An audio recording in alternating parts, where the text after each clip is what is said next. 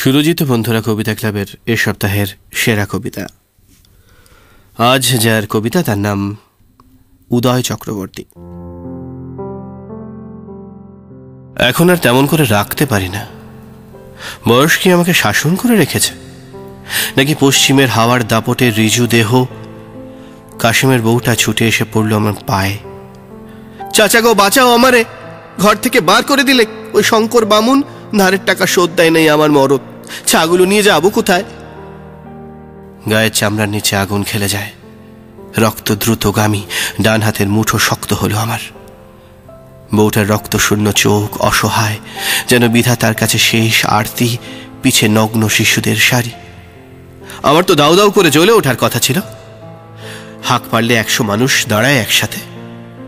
শঙ্কর বামুনের এত বড় স্পর্ধা, গরিবকে বেঘর করে।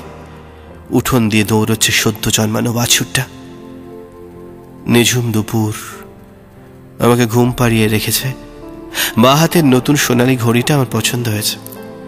শঙ্কর বামুনের ছেলে দিয়ে গেছে কাল। এখন অপরাহ্ন বেলা 2। ধারের টাকা শোধ দিসনি কেন?